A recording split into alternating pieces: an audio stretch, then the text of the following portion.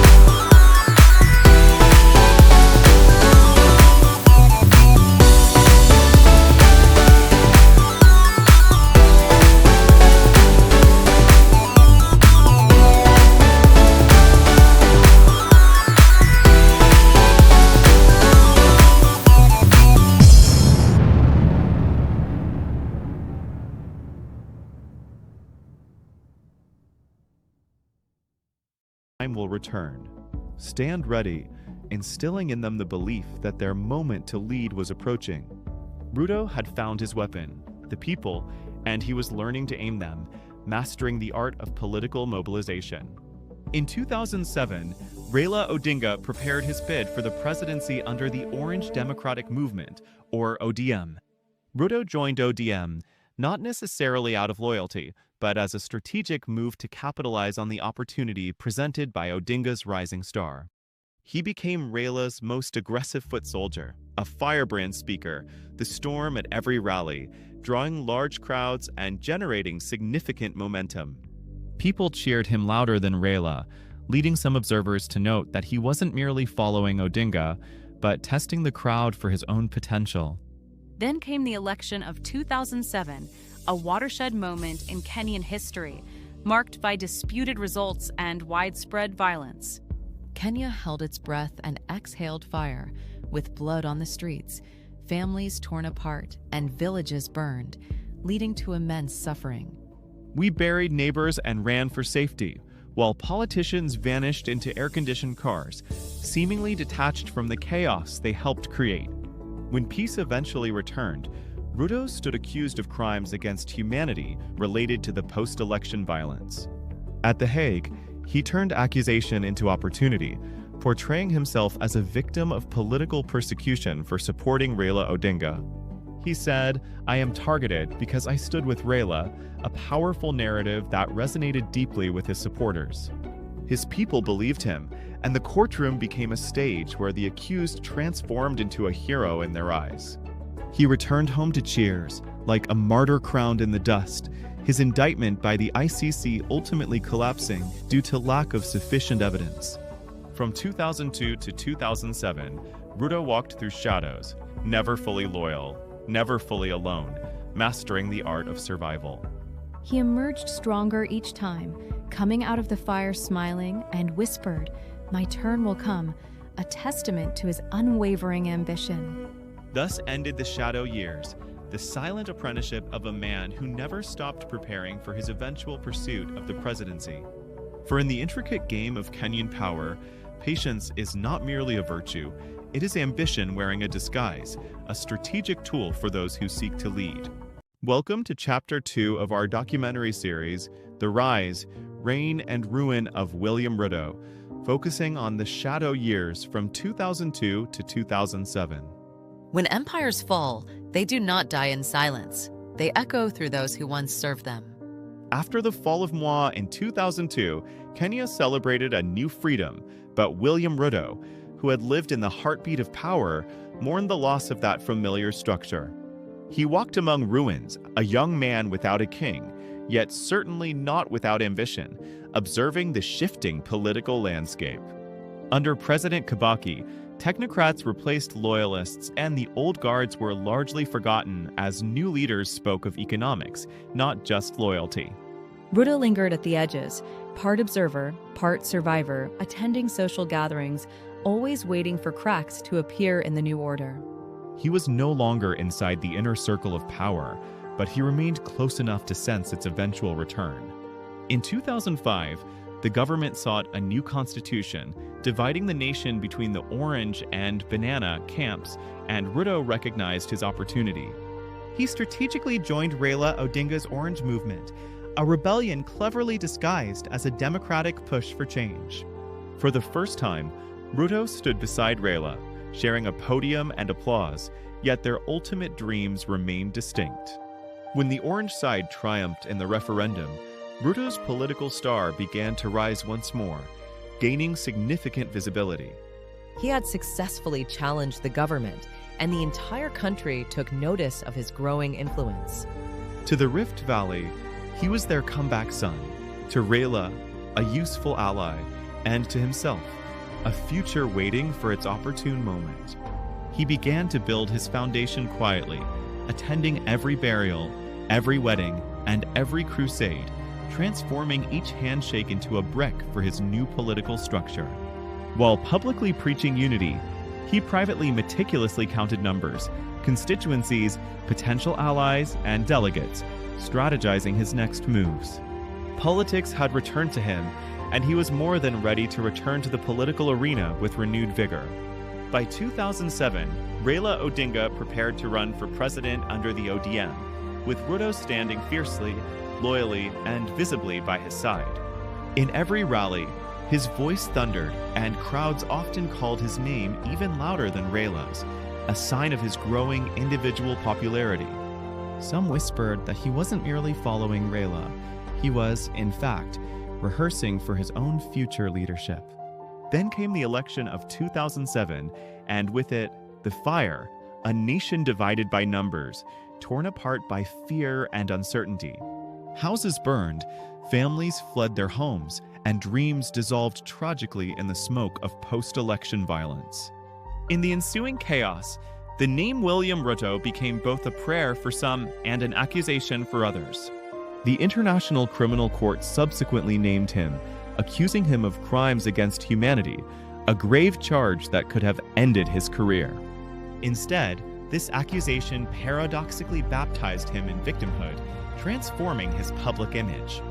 He declared, "They target me because I stood with Raila," a statement that millions of his supporters believed wholeheartedly.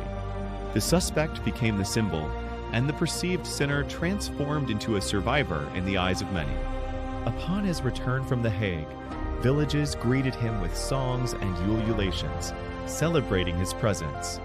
He smiled, not like a man merely acquitted, but like a man profoundly reborn, with a new sense of purpose. He now understood something deeper. In politics, pain is not merely punishment. It is often powerful publicity. From 2002 to 2007, he moved through the shadows, never in retreat, always advancing his strategic objectives.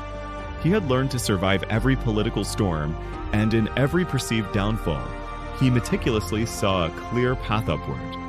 He had walked through the shadows of these years and was now ready to stand confidently in the light. Every politician faces a trial, some in parliament, others in conscience. But William Ruto faced his in The Hague. Far from Nairobi, under the cold lights of Europe, he stood accused of crimes against humanity. Yet in Kenya, he stood taller than ever before. He turned shame into strategy, portraying himself not as suspect, but as symbol. He said, "Bear not after me, bear after Kenya." And the crowds believed him. He prayed loudly, laughed defiantly, and preached forgiveness. It was no longer about guilt or innocence. It was about survival wrapped in scripture.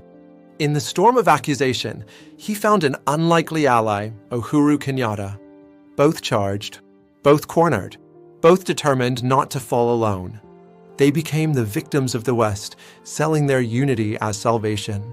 Their slogan was simple but powerful, Tuko Pamoja, we are together. At home, they filled churches. At rallies, they raised Bibles and hands. They cried on stage and turned justice into theater. The ICC lost control of the narrative. The suspects became survivors. The courtroom became a campaign stage. And Kenya watched, half afraid, half fascinated, as the story of sin became the story of redemption. By 2012, they were ready for an election. Ruto brought the language of the street. Uhuru brought the machinery of power. They built a digital army online, memes, slogans, influencers, turning politics into performance. Ruto spoke to the hustlers, the jobless, the dreamers, the forgotten. He told them, "They call you poor. I call you powerful." In March 2013, the world watched Kenya vote again. This time, the ICC suspects were on the ballot, and they won. History gasped. The accused were now the anointed. From courtroom to cabinet, from isolation to inauguration. It was more than victory, it was resurrection. Ruto began to tell a new story, the story of a self-made man. He said, "I was once like you." He spoke of chicken, poverty, and faith. He called it the Hustler Nation. It was clever. It was relatable. It was revolutionary. And it was the birth of something bigger, a movement that blurred lines between politics and religion, hope and deception. From accusation to adoration, William Ruto had turned pain into power. He was no longer the apprentice. He was now a king in waiting. BrightTales TV presents next chapter, The Marriage of Convenience. Chapter 4, The Marriage of Convenience from the series, The Rise, Reign, and Ruin of a Hustler President. In 2013, Kenya crowned two men once accused together, now sworn together, marking a pivotal moment in the nation's political landscape. Uhuru Kenyatta and William Ruto, two survivors joined by fear, faith, and necessity, navigated a complex political environment. Their victory was historic, symbolizing reconciliation between the Kikuyu and Kalenjin communities, yet their unity was inherently fragile. It was not love that bound them, but survival disguised as friendship, a strategic alliance forged in the crucible of political necessity. They promised Kenya a digital government, a partnership of equals, positioning themselves as two hustlers against the old elite. Uhuru brought the name, leveraging his political pedigree and international connections, while Ruto brought the numbers, mobilizing significant grassroots support. Together, they appeared to balance the scales of Kenyan politics, or so it seemed to the public eye. But in State House corridors, trust was currency, and it was rapidly running out, hinting at underlying tensions. Kenya now had two distinct power centers, one firmly established in State House and the other emerging in Karen. Ruto meticulously built his own network, creating what some described as a cabinet within a cabinet, a government within the government. While Uhuru smiled on camera, maintaining his public persona, Ruto quietly counted his allies off stage, consolidating his influence. The handshake had not yet come, but the silence, a precursor to future discord, had already begun to settle between them. Ministers whispered his name in hallways, acknowledging his growing power and influence within the political hierarchy. Civil servants bowed twice, once to the president and again to the deputy, reflecting the dual centers of authority. He traveled the country extensively, cutting ribbons, launching projects, and smiling into microphones, building his public image.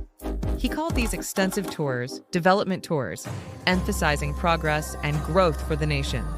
Uhuru, however, viewed them as campaigns in disguise, recognizing the underlying political ambition. Ruto had begun to practice for 2022, years before the race was officially called, demonstrating his long-term strategic vision. Every appointment, every tender, every handshake became a calculated move in the intricate game of political loyalty. Those loyal to Ruto rose in prominence and power, gaining influence within the government structure. Conversely, those loyal to Uhuru watched the shifting dynamics, their positions becoming increasingly precarious. In a house ostensibly built for unity, a quiet rivalry was already rewriting the walls, subtly altering the political landscape. On television, they maintained a facade of camaraderie, laughing together in public appearances. In cabinet meetings, they disagreed politely, maintaining decorum while underlying tensions simmered. It looked like peace to the casual observer, but it sounded like distance to those attuned to the political nuances. Behind the smiles, each man carried a private prophecy: Uhuru, the legacy of dynasty, and Ruto, the dream of succession. These two kings, sharing one throne, inevitably faced a future where one of them would have to fall. As 2017 approached, the initial enthusiasm waned, and fatigue began to set in, affecting the political alliance. The government faced widespread protests, significant corruption scandals like NYS and R and Kimware dams, and whispers of betrayal. These scandals not only cost the country billions of shillings, but also severely eroded public trust in the government. Ruto still publicly called Uhuru "my brother," maintaining the facade of unity, but his allies spoke differently. They openly declared, "It's our turn next," signaling their own ambitions and a departure from the established narrative. They won again, together, in 2017, securing a second term for their administration. But this victory felt less like triumph and more like a mere extension of an already strained partnership.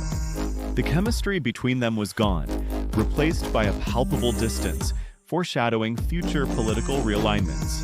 The handshake, a symbol of a new political alliance, was coming, and the marriage of convenience had run its course. For 5 years, they walked side by side, each pretending not to notice the growing distance between them. It was a marriage of convenience, not conviction, driven by strategic necessity rather than genuine alignment. And as all uneasy unions do, this one would soon meet its reckoning in the year of the handshake, forever altering Kenyan politics. BrightTales TV presents next chapter: The Betrayal and the Bible. After the election of 2017, there was victory, but no celebration. Two men who had shared power for years now shared only silence. And into that silence, something new began to grow, resentment dressed as righteousness. March 2018, the day Kenya gasped. Uhuru Kenyatta and Raila Odinga, once bitter rivals, stood hand in hand on the steps of Harambee House. For the nation, it was peace. For Ruto, it was betrayal. He watched from a distance, smiling for the cameras, but breaking inside. The handshake redrew Kenya's map of power. Ruto's influence began to fade, not by dismissal, but by design. His allies were reassigned, his access reduced, his phone calls unanswered. He was a deputy president, with no kingdom left to govern. So he changed battlegrounds. If State House had locked its gates, he would open the doors of churches. Every Sunday, he knelt before the altar, carried Bibles, and prayed for a nation and for himself. His message was clear: I am being fought because I am God's project. Faith became armor. The pulpit became a podium. He began preaching a new gospel, the gospel of the hustler. He told the poor they were not victims, but visionaries. He told the rich their time was ending. He turned poverty into politics and politics into prayer. To some, he was a savior. To others, a salesman of hope. As 2020 dawned, the handshake deepened, and the Cold War inside government grew colder. The Building Bridges Initiative, BBI, became the new altar of loyalty. Ruto opposed it not with violence, but with verses. Every sermon, every quote, every scripture, a bullet aimed at his own president. He fought not to govern, but to survive. By now, he spoke like a prophet. His rallies sounded like revival meetings. He promised miracles for the poor and judgment for the powerful. He wrapped politics in prayer, and Kenya followed, some in faith, some in fear. By 2021, he was no longer deputy in spirit, only in title. His convoys were shorter, his meetings smaller, but his faith louder.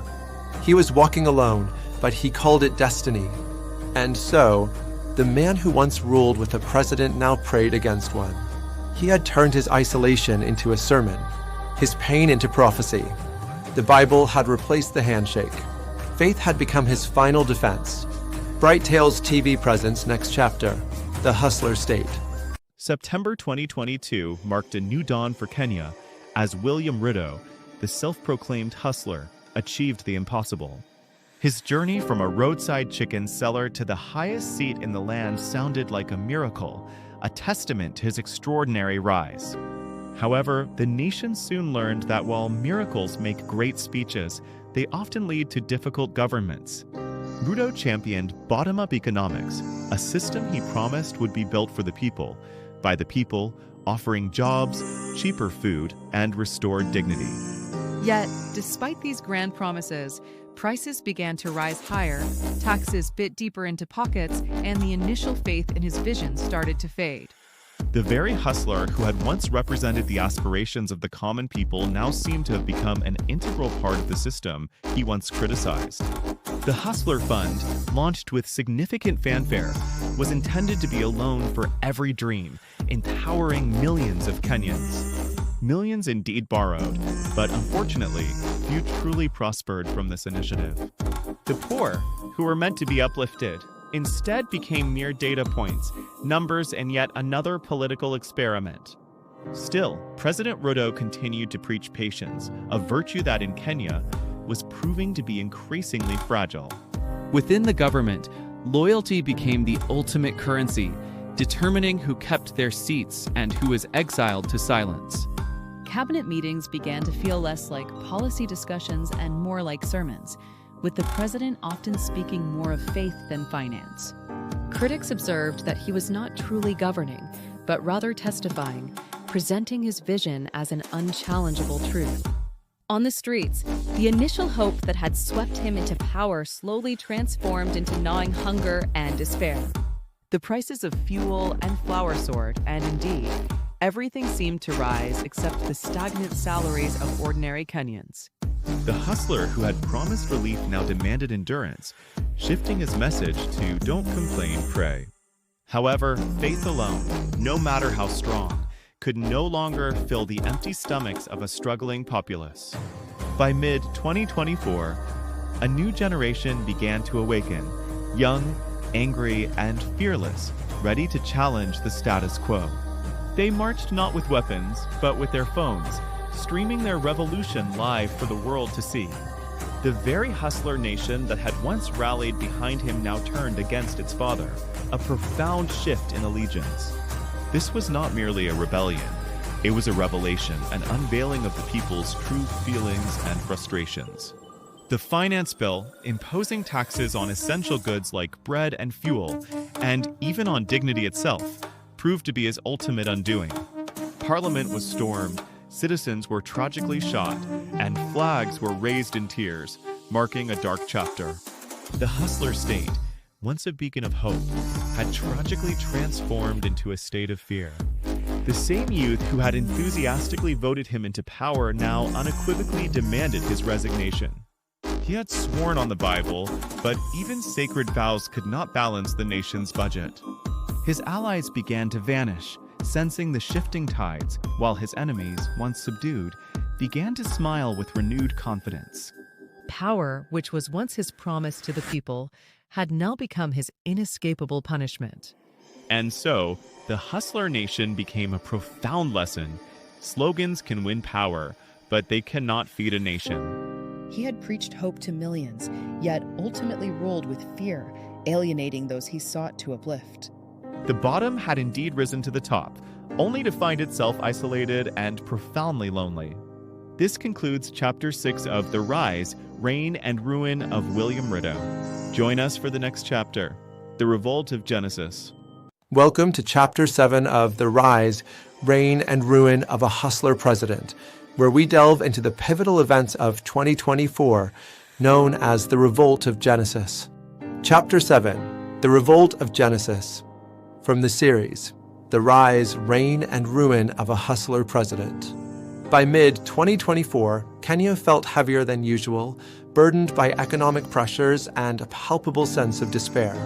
Prices had climbed steadily, hope had fallen dramatically, and for many, silence was no longer a means of survival. It had become an act of surrender. Then came a spark, a new finance bill that proposed to tax everything, including the very dreams and aspirations of its citizens. What began as widespread frustration and discontent expressed online was about to transform into a significant moment in history, unfolding directly on the streets. They called themselves Genesis, representing a new generation born into hardship, yet armed with smartphones and an unwavering allergy to fear. These young people carried national flags, not stones, and displayed placards with powerful messages rather than wielding guns. They marched in a unified rhythm, creating a national heartbeat that resonated with a clear demand for justice across the country. Their intention was not to destroy, but to remind the authorities and the nation of their fundamental rights and the need for accountability. For the first time in a long time, Kenyans spoke without the paralyzing grip of fear, their voices amplified by collective courage. They streamed the truth live on social media, capturing every moment as police shields glimmered ominously in the daylight. And when tear gas filled the air, creating chaos and confusion, they did not run. Instead, they bravely continued to film, documenting the reality. A nation had truly found its voice, and it spoke with an undeniable power, fueled by an extraordinary display of courage. Then came the unthinkable moment. Massive crowds surged relentlessly toward the Parliament building, a symbol of their governance. Barricades, once thought impenetrable, fell swiftly, and history itself seemed to crack open under the immense pressure of the people's will. This was not mere chaos. It was a profound expression of conviction, a deep-seated belief in their cause. The youth entered the sacred halls of law, not to destroy, but to confront the very laws that govern them. Some shouted their grievances, some prayed for change, and some simply cried, overwhelmed by the weight of the moment. Power, in its traditional form, watched from afar and trembled, realizing the profound shift occurring. The government responded to the escalating protests with a heavy hand, deploying tear gas and maintaining a deafening silence on the core issues. President Ruto's ministers quickly labeled the movement as a rebellion, attempting to delegitimize the widespread discontent.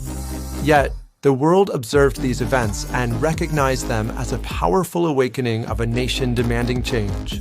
Tragically, lives were lost during the confrontations, and their names quickly transformed into poignant hashtags, echoing across social media. Flags were lowered in mourning across the nation, as Kenya wept not only for the dead, but also for its lost innocence. In the midst of death and despair, something profound was reborn, a powerful sense of unity that had long been buried under tribal divisions and economic hardship. Kenyans no longer saw each other through the lenses of Kikuyu, Luo, or Kalenjin. They saw themselves simply as Kenyans, united in purpose. The youth, once dismissed and mocked as lazy, rose to become the unexpected authors of a new and transformative chapter in their nation's history. This was not merely a protest, it was a prophecy unfolding, signaling a fundamental shift in the country's trajectory. As the dust settled from the intense protests, the president finally spoke, his words measured and slow, like a man counting his own heartbeat. He promised dialogue and pledged reform, attempting to regain control of the narrative and appease the agitated populace. However, the nation had already moved on, its collective consciousness having shifted irrevocably. power had fundamentally changed hands, not through the traditional channels of an election, but through the raw, undeniable force of emotion and collective will. And so, the Revolt of Genesis became far more than just a protest. It transformed into a mirror, reflecting to Kenyans who they truly were. Ruto's government ultimately survived the immediate crisis, but his carefully constructed myth, the image of the hustler president, did not. The hustler had met his own creation, the empowered youth, and they had decisively chosen truth over fear, reshaping the nation's future. BrightTales TV presents next chapter, A One-Term President. Chapter 8, A One-Term President from the series, The Rise, Reign, and Ruin of a Hustler President. The smoke of Genesis had barely lifted, yet its scent lingered in parliament halls and palace walls. The youth had gone home, but their silence now spoke louder than any crowd. Ruto was still president, but not in spirit. He ruled a country that had stopped listening. His allies withdrew into whispers. Cabinet meetings shrank. Old friends avoided his calls. Power, once a chorus, had become a monologue. The hustler who spoke for millions now spoke only to himself. Politics abhors a vacuum, and into his silence stepped the ghosts of old wars. Raila returned, the veteran of endurance. Gachagua rebelled, the heir of ambition. And in the mountain region, loyalty cracked like dry earth. Even his backyard whispered rebellion. Every night, the palace lights burned late. He reread his speeches, replayed his victories, and wondered where the people had gone. He had won the election, but lost the story. For a leader, that is the first step to exile. Within government, fear replaced loyalty. Ministers learned to clap before he finished talking. Intelligence reports turned into prayers for patience. Those who disagreed disappeared into suspension letters. It was not dictatorship, not yet. It was denial, dressed as discipline. Outside State House, life grew smaller, harder, hungrier. The middle class vanished into debt. The poor stopped believing. The young stopped voting. Kenya had become a tired prayer, repeated without faith. 3 names now define the nation's memory. Moi, the teacher; Uhuru, the builder; Ruto, the preacher who lost his choir. His roads unfinished, his promises unpaid, his image polished by spin but dulled by time.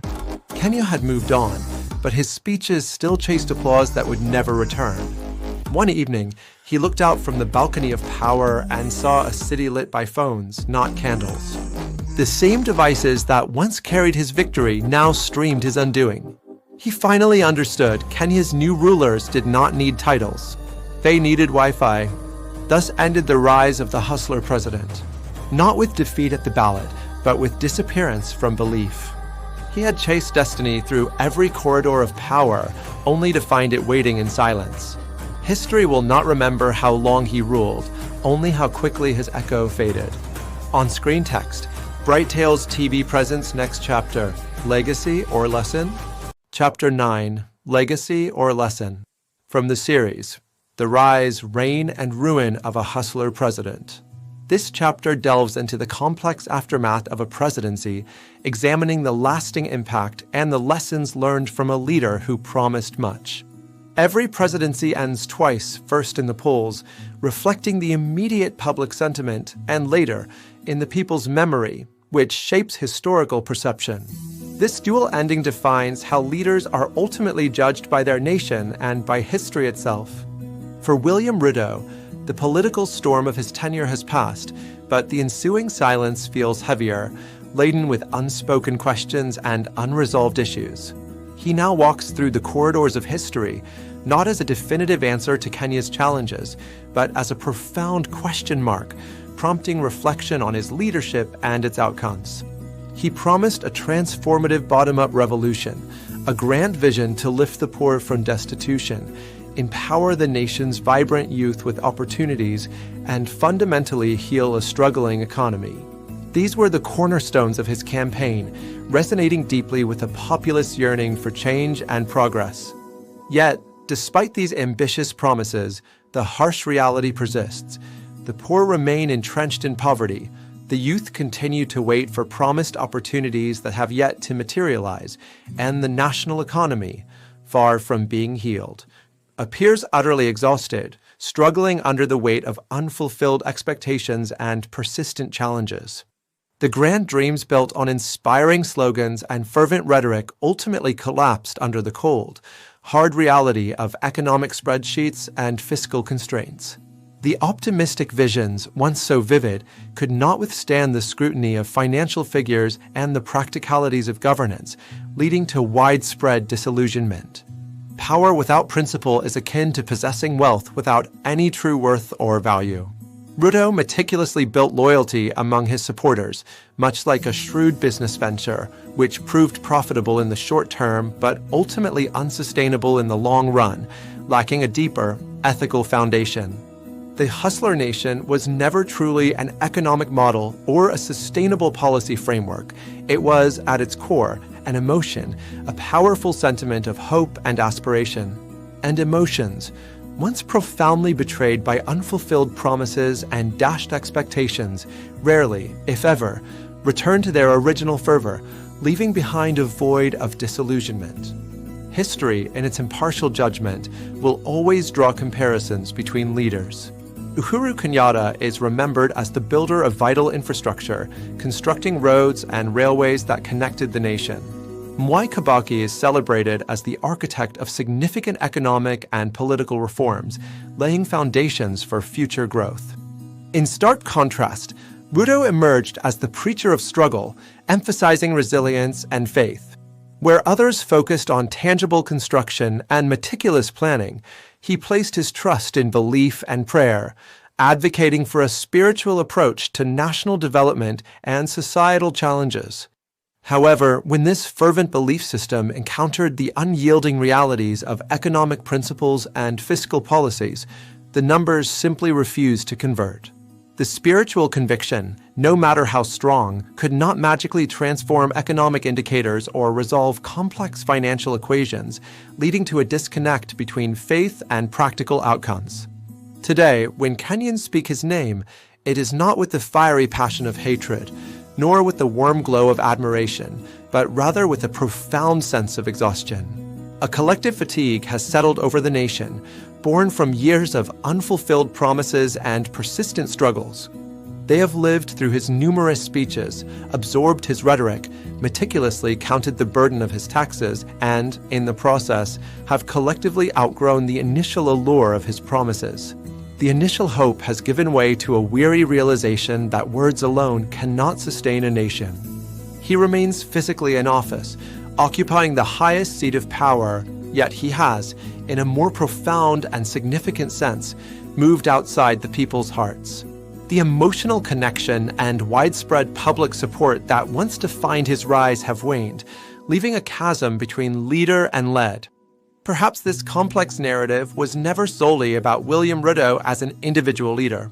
Perhaps it was a deeper reflection of Kenya itself, a nation that, time and again, keeps mistaking charismatic appeal and persuasive rhetoric for genuine competence and effective governance, repeating a cycle of hope and disappointment. It speaks to a people who still passively wait for saviors to emerge and rescue them, instead of actively building robust, resilient systems that can withstand political shifts. And every time this pattern repeats, they learn the same painful lesson, that hope, however fervent, when devoid of concrete structure and foundational planning, inevitably breaks hearts. History, in its ultimate impartiality, has no favorites.